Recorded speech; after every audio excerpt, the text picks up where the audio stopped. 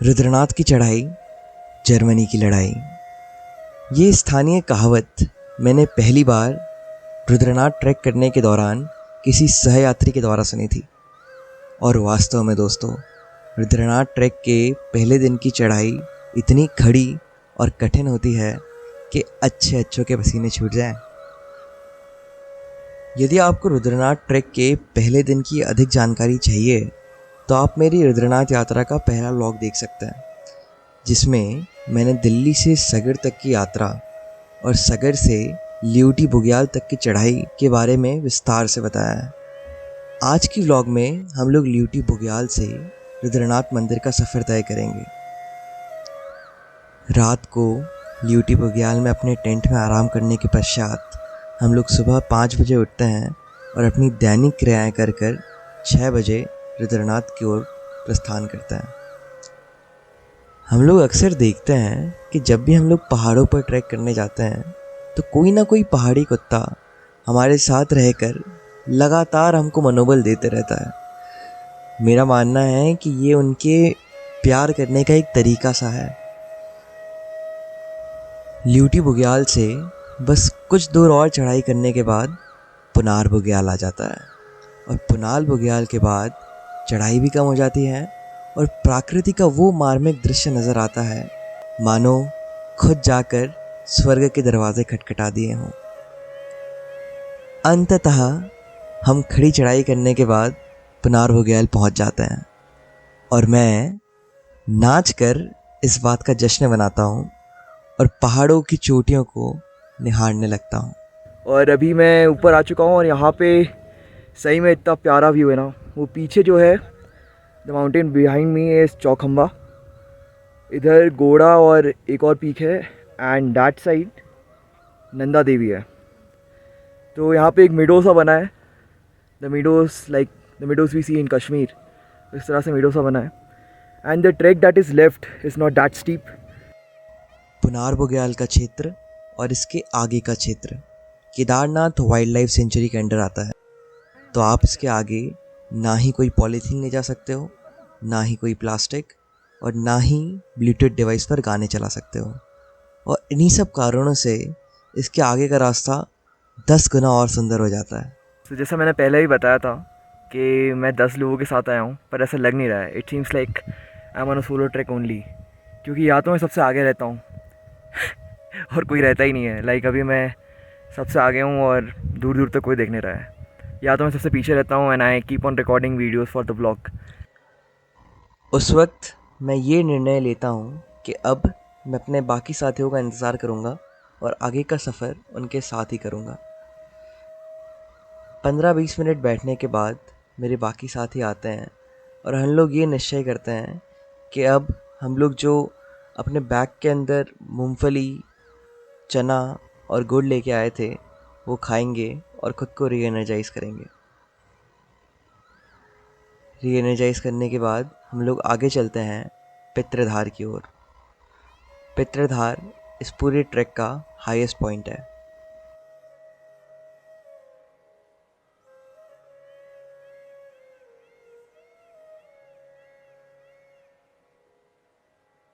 So this destination is called Pitradhar, or this is actually the highest point, and this is how the view looks.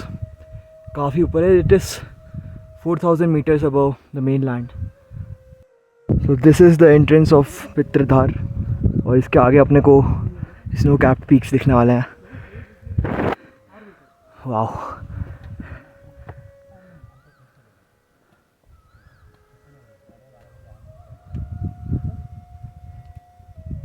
पितृधार को बहुत ही पवित्र स्थल माना जाता है, इसलिए आसपास के गांव में जब भी कोई मरता है तो उनके परिवार वाले उनकी याद में पत्थरों का घर बना के उनको अर्पण करते हैं और उनकी शांति की कामना करते हैं।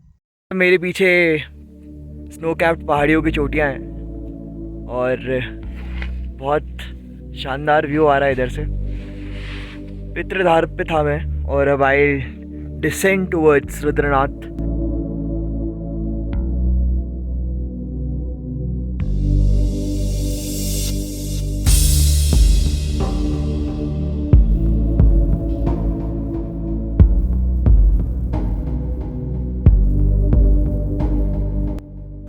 ये है यहाँ पे पानी के लिए स्ट्रगल। 3-4 किलोमीटर के बाद ऐसे बूंद बूंद में पानी भरना पड़ता है।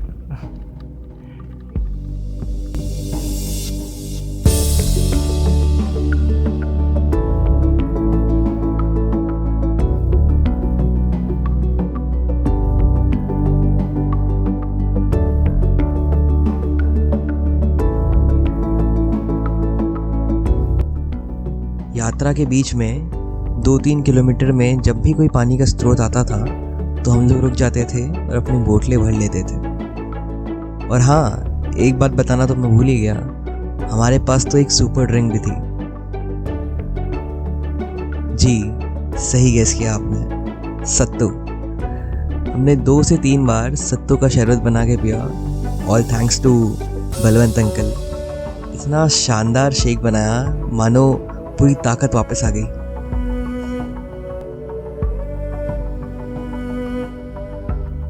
तो फाइनली इतनी लंबी ट्रैक के बाद डे 2 में भी it was more than expected.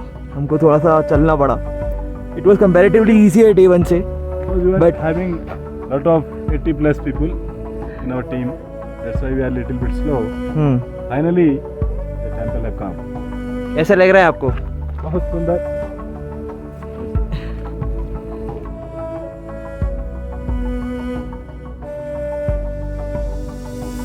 Rudranath अब विजिबल है और 5 मिनट में मिलते थे। मैंने जोश जोश में 5 मिनट तो बोल दिया, लेकिन हमको मंदिर पहुंचते पहुंचते 50 मिनट लग गए। कहना ये चाहता हूँ कि पहाड़ों में चीज़ें इतनी पास दिखती हैं उतनी पास होती नहीं हैं। हम लोग मंदिर परिसर के पास पहुंचते हैं और जो भी रूम अवेलेबल था उसको बुक करा लेते हैं। कुछ देर बैठ के बातचीत करते हैं और उतने में शाम की आरती का वक्त हो जाता है।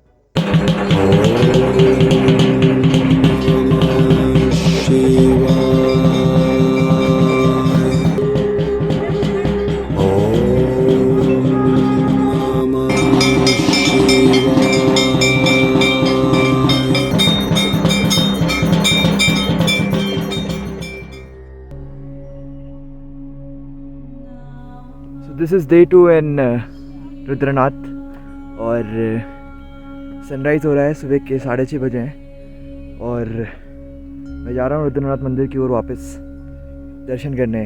मैं लास्ट नाइट गया था बट रात थी, इसलिए मैं अपना खुद का कोई वीडियो शूट नहीं कर पाया। आई शूटेड द आरती, इतना अच्छा लगा। बर्फ़ गिर गई थी एक्चुअली रात को और पता नहीं था कि हम लोग आरती अटेंड कर पाएंगे कि नहीं, बट फॉर्चुनेटली हमने आरती अटेंड करी। और अभी मैं वापस जा रहा हूँ रुद्र के मंदिर की तरफ। वो सामने जो टेंट्स दिख रहे हैं हम लोग ने वहीं पे स्टे किया था।